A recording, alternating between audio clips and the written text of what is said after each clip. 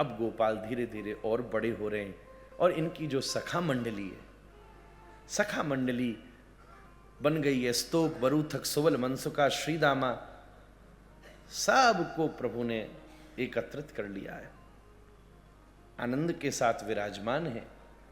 और अब देखा, एक दिन पूछा, मनसुखा तू ऐसा तनसुखा कैसे होता जा रहा है? मनसुखा तो ठीक था, तन भी सूखता जा रहा है। बोले क्या बताएं, सारा का सारा माखन हमें मथुरा भेजना पड़ता है, सारा माखन। इसको थोड़ा यूं समझिए।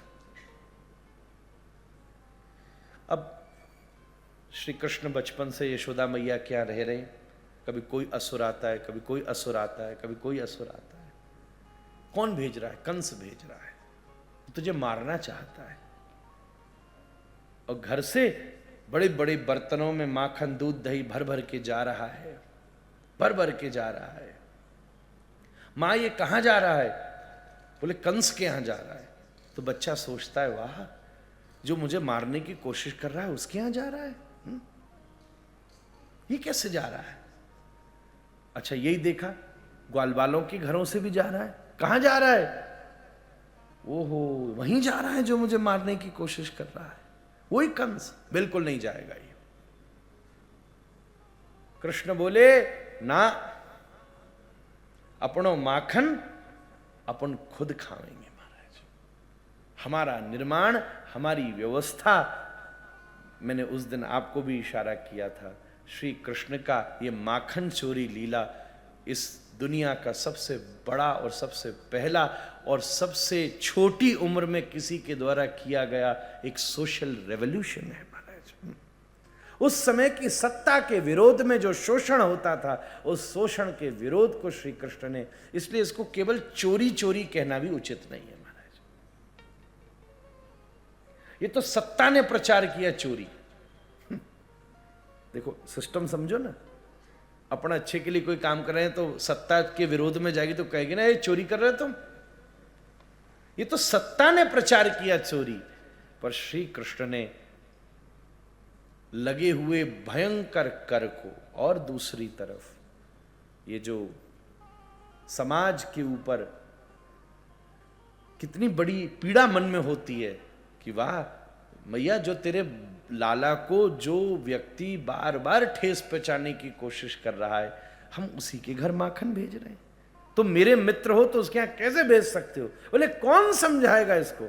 अरे हम खड़े हैं ना तुम्हारे साथ, चलो अब अपने घर को माखन भी खाएंगे।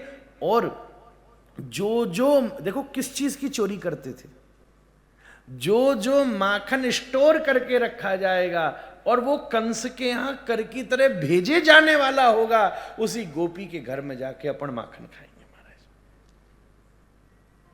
वो माखन क्यों भेजे? उसके यहां जो इस ब्रज को तहस नहस करने की कोशिश कर रहा है। कभी तृणावर्त को भेज देता है, आंधी तूफान से पेड़ टूट जाते हैं।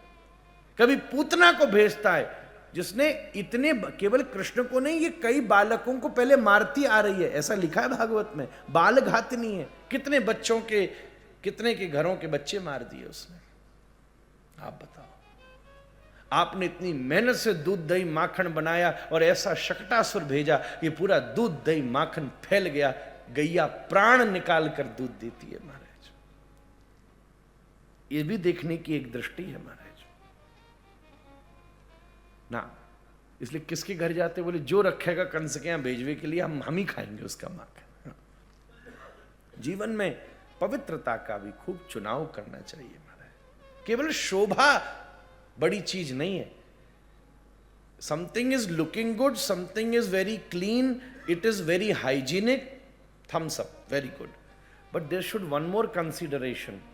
अगर आप इस देश में पैदा हुए, इज इट प्योर?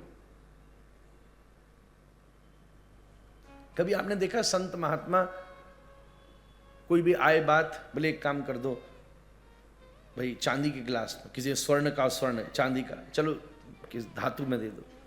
क्या आप ये सोचो उनको ठाट बाट की आदत है? ना, चांदी और सोना इस देश में आम सी बात थी पहले। ये तो 50-100 वर्षों की जो स्थिति हुई है उससे इसकी चेंज आई है। चांदी सोना इसलिए थोड़ी ना कि ठाट बाट है भाई, कोई बाबा जी को ठाट बाट में चांदी गिलास में पीना है। हर धातु की शुद्धता का स्वरूप अलग है भैया। जो कांच आदि है ना वो अग्नि से शुद्ध होता है, स्टील वगैरह जो है वो मट्टी से शुद्ध होता है, चांदी जो है वो जल से शुद्ध होती है, और स्वर्ण जो है वो हवा से शुद्ध हो जाता है। इसलिए मंदिरों में बर्तन सेवा में स्वर्ण आदि का प्रयोग इसलिए नहीं है कि कोई वैभव का प्रदर्शन करना है, वो इसलिए है क्योंकि उस धातु में पवित्रता का अनुभव, पवित्र है महाराज। गंगा जल इसलिए महिमावान है कि पवित्र है महाराज, अपन यही तो जानते। उसका अनुभव करना बड़ा जरूरी है, पवित्रतम वस्तु का अनुभव। कोई भी चीज केवल शोभनीय नहीं है,